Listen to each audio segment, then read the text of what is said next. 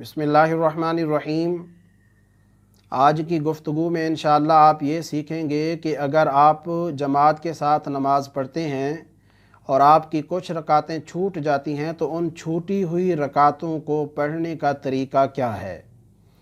असल मसला समझने से पहले दो उसूल समझ लीजिए।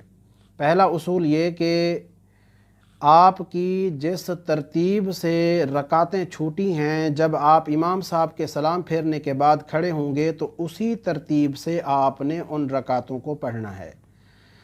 दूसरा उसूल ये समझ लीजिए कि हर दो रकात के बाद तशहुद में बैठना वाजिब होता है।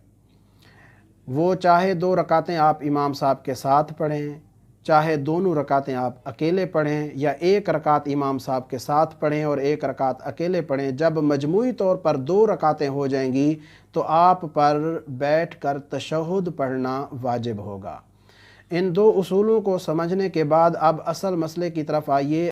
अब इंशाअल्लाह ये मसला समझना आपके लिए आसान हो जाएगा कि जब आप इमाम साहब के साथ दूसरी रकात में फ़र्ज़ करें शामिल हुए तो आपकी एक रकात छूट गई, तो इमाम साहब के नमाज मुकम्मल करने सलाम फेरने के बाद जब आप उस छूटी हुई एक रकात को पढ़ने के लिए खड़े होंगे तो आपने उसी तरह पढ़ना है जिस तरह पहली रकात पढ़ी जाती है, यानी सना पढ़नी है, हम्द पढ़नी है और साथ सूरत मिलानी है। उसके बाद आपने बैठ के सलाम फेरना है। अगर आपकी फ़र्ज़ करें दो रकातें छूट गई हैं, आप इमाम साहब के साथ तीसरी रकात में शामिल हुए हैं, तो अब भी उसी उसूल को जहन में लाइए कि आपने उन छूटी हुई रकातों को उसी तरतीब से पढ़ना है जिस तरतीब से आपने शुरू में पढ़नी थी।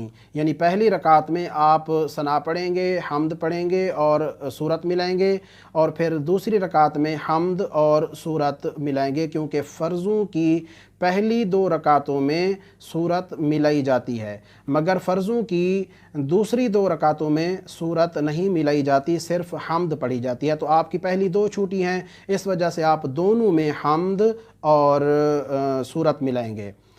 अगर बिल फ़र्ज़ आप चौथी रकात में शामिल हुए, इमाम साहब के साथ सिर्फ़ आपने एक रकात पढ़ी है, तो फिर तरीका ये होगा कि इमाम साहब के सलाम फेरने के बाद आप खड़े होंगे और आपने उसी तरतीब से नमाज़ पढ़नी है। लेकिन यहाँ दूसरा उसूल लगेगा कि आप जब एक रकात पढ़ लेंगे, पहली रकात में सना, हम्द और सूरत मिला के एक रकात पढ़ेंगे, तो अब आपकी मजमूई तौर पर दो रकातें हो जाएंगी, क्योंकि एक रकात आपने इमाम साहब के साथ पढ़ी थी और एक रकात आपने अकेले पढ़ ली है। तो मजमूई तौर पर जब दो रकातें हो जाती हैं तो तशहुद में बैठ के तशहुद पढ़ना वाजिब होता है।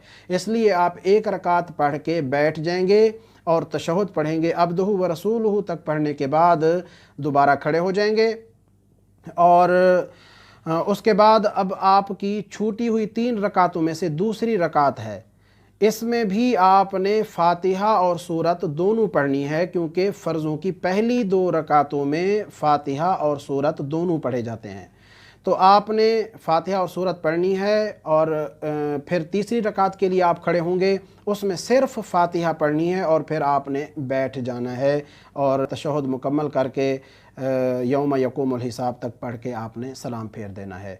अल्लाह रब्बुल इज़्ज़त से दुआ है परवरदिगार आलम हम सब को मसाइल दीनिया सीखने की, उन पर अमल करने की तौफ़ीक़ अता फ़रमा।